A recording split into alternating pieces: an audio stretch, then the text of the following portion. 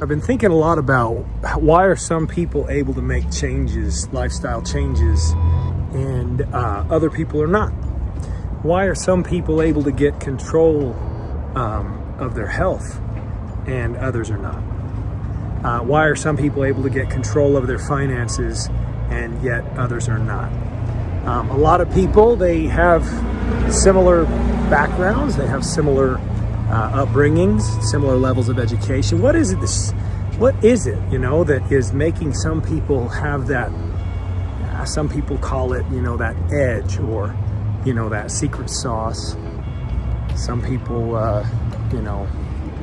they refer to it as, luck, or, just what have you, but what is it really? When it comes to health, when it comes to making dietary changes, fitness changes, I think what it comes down to is, in my experience, is whether or not people are able to fully identify their pain and what is causing their pain.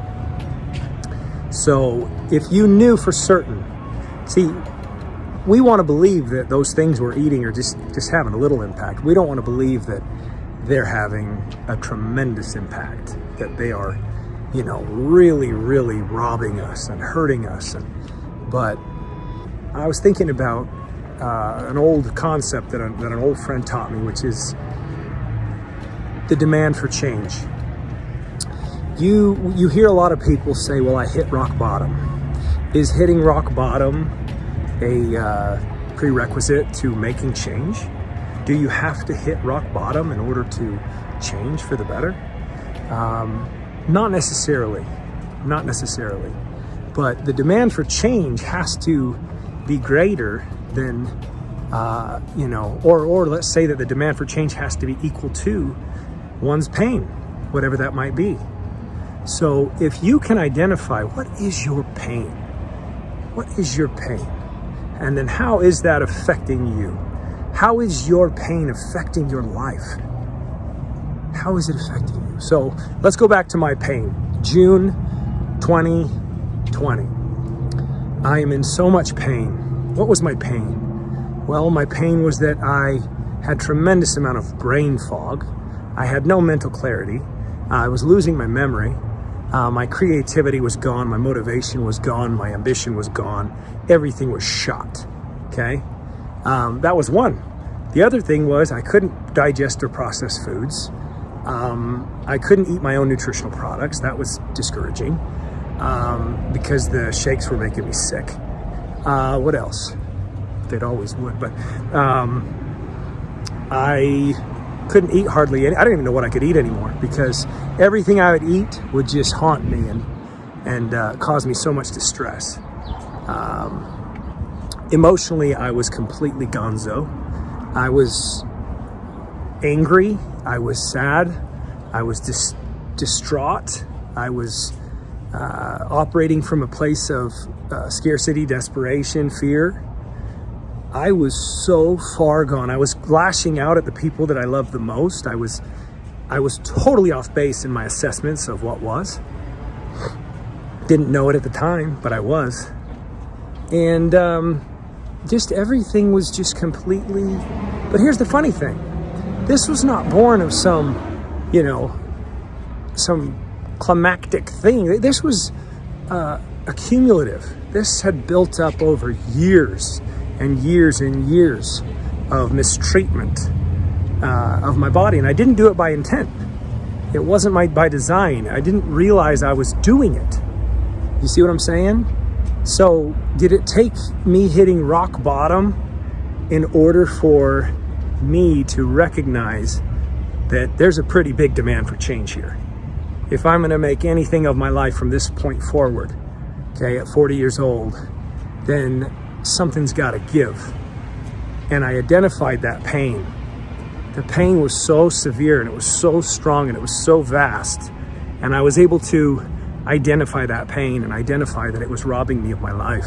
It's robbing my kids of a good father, robbing my wife of a good, productive, and attentive and happy husband.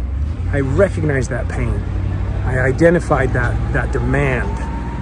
And if you can get there, you see, I can put 10 people on a nutritional protocol. Some need it a lot more than others. There's some that need it a lot more than others, okay? But not all of them are going to succeed, and I know that. Not all of them will keep with it. Not all of them will get through the hard times. Why? Some of them that need it more than others, they'll quit first. Why? It's because the demand for change has not been established, and only they can do that. I can't do that for them. I wish I could, but I can't, and nobody could do it for me. I had to get to a point where I didn't even recognize myself anymore. I remember looking at the mirror, looking in my own eyes and thinking, who the hell are you? This isn't what you are. This isn't your normal. And then I had to start really saying, what am I gonna do about this? That's when I started being open-minded, and I started seeking out the right kinds of people and information. And that's how people always talk about this law of attraction and the universe, and they always refer to all these kinds of things like get clear on what it is you want, and then the universe will go to work, putting those things in your life. Great, that sounds really cool and artsy fartsy and all of that. That's common sense if you really think about it.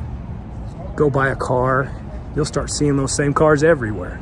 So whatever you consciously put in your brain about what you want, you're gonna start seeing, you're gonna start identifying, you're gonna start attracting. That's just a given, right?